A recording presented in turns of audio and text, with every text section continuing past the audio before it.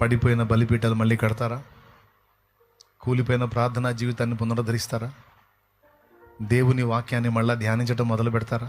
ఇష్టంగా రండి, దేవుని పాదాలు పట్టుకొని క్షమాపణ కోరుకుందాం. రండి, నాతో ముఖాముఖి మాట్లాడావు తండ్రి. ఈరోజు స్పష్టంగా మాట్లాడావు.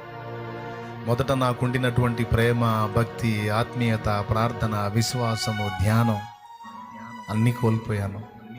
ఈరోజు ముక్కుసూటిగా నాతో స్ట్రైట్గా మాట్లాడినందుకు నీకు వందనాలు నా తండ్రి, వందనాలు వందనాలు అంటూ దేవుడు నీతో మాట్లాడితే దేవుని కృతజ్ఞతలు చెప్పు. మోకాళ్ళు వేసి అడుగు.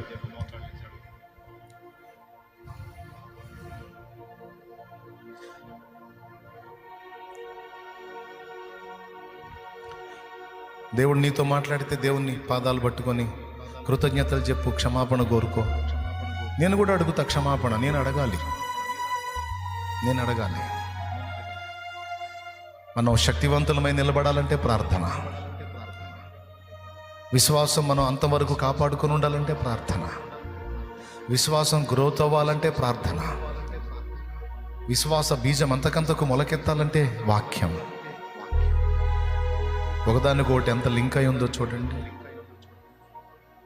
నీ ప్రార్థనా జీవితాన్ని చల్లార్చాడు వాడు. అందుకే నీ విశ్వాసం సన్నగిల్లింది. ఒకప్పుడు చూసిన దేవుని సూరకార్యాలు ఇప్పుడు చూడలేకపోతున్నావు నువ్వు. ఒకప్పుడు నువ్వు ప్రార్థించినప్పుడు జరిగిన అద్భుతాలు ఇప్పుడు జరగట్లేదు. ఒకప్పుడు నువ్వు ప్రార్థించినప్పుడు రోగులు స్వస్థత పొందారు, ఇప్పుడు ఆ స్వస్థత లేదు. కారణం విశ్వాసం బలహీనపడింది. కారణం ప్రార్థన లేమి. ఒకప్పుడు దెయ్యం గద్దిస్తే వెళ్ళిపోయింది శిష్యులు. ఒకప్పుడు ఒక్కడు గద్దిస్తే వెళ్ళిపోయింది దెయ్యం. ఇప్పుడు 9 మంది కలిసి గద్దించిన ఒక చిన్న పిల్లోడికి పట్టిన దెయ్యం వెళ్ళలా. ఎందుకు వెళ్ళలా? విశ్వాస విషయంలో బలహీనత. ఎందుకు వచ్చింది బలహీనత? ప్రార్థన లేమి. దేవుని పాదాలు పట్టుకుందాం. నేను ఒప్పుకుంటున్న దేవా, సైతాను నన్ను మోసం చేశాడు, దారి మళ్లించాడు. ప్రార్థన విషయంలో నిర్లక్ష్యం వచ్చేసింది. ప్రార్థన యొక్క ప్రాముఖ్యతను కోల్పోయాను. ప్రార్థనను నిర్లక్ష్యం చేశాను. ప్రార్థనా జీవితంలో చాలా చల్లారాను. నేను క్షమాపణ అడుగుతున్నాను. నన్ను మళ్ళీ ఒక్కసారి దర్శించినందుకు నీకు వందనాలు, వెలిగించినందుకు నీకు స్తోత్రాలు. ఎంత లోపం జరుగుతుందో, ఎంత పొరపాటు జరుగుతుందో, పాపం ఎందుకు నన్ను గెలుస్తుందో నాకు ఇప్పుడు అర్థమైంది. పాపం ఎందుకు నన్ను జయిస్తుందో నాకు ఇప్పుడు అర్థమైంది. ఆత్మీయతలో ఎందుకు చల్లారిపోయానో నాకు ఇప్పుడు అర్థమైంది. నేను సరి చేసుకుంటా దేవా. ఈరోజు నేను తీర్మానం చేసుకున్నా, సరి చేసుకుంటా దేవా. నేను సరి చేసుకుంటా. నన్ను బలపరచు, నీ దగ్గరకు ఆకర్షించు.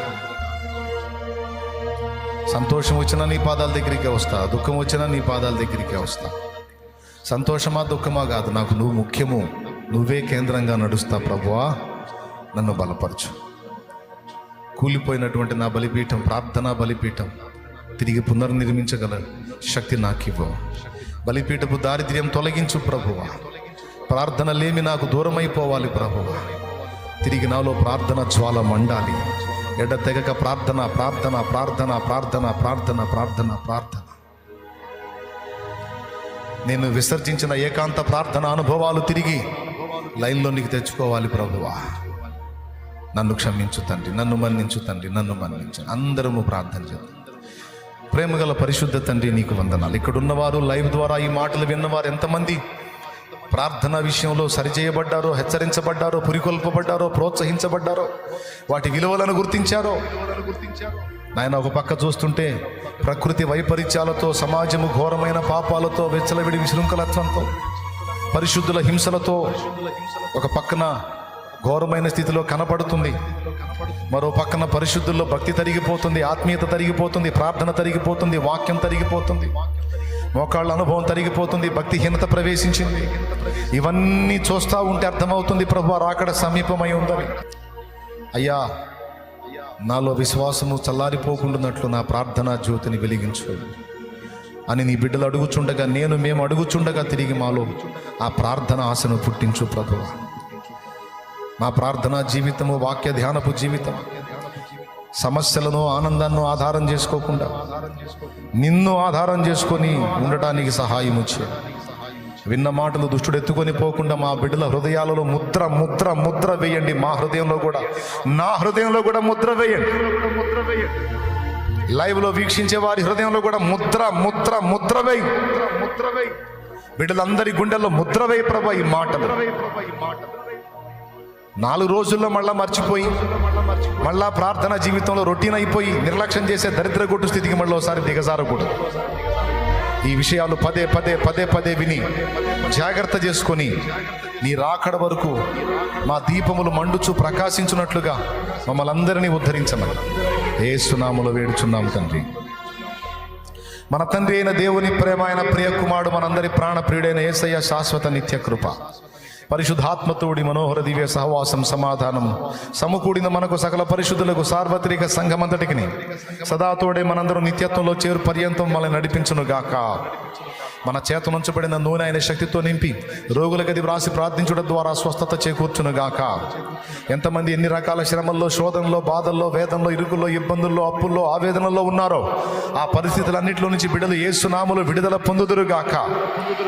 ఎవరికి అది అవసరమో వారికి ఉంచగలవు, ఎవరికి అవసరం లేదో వారికి తీసివేయగలవు. సమస్తము నీ చిత్తమునకు, నీ చేతికి అప్పగించుకుంటూ బిడ్డలందరినీ మీ దయకి అప్పగించుకుంటూ ఈ మాటలు మళ్ళా మళ్ళా మా చెవుల్లో మారుమ్రోగేటట్టు చేయను. యేసు నామములో వేడుచున్నాం తండ్రి, ఆమేన్.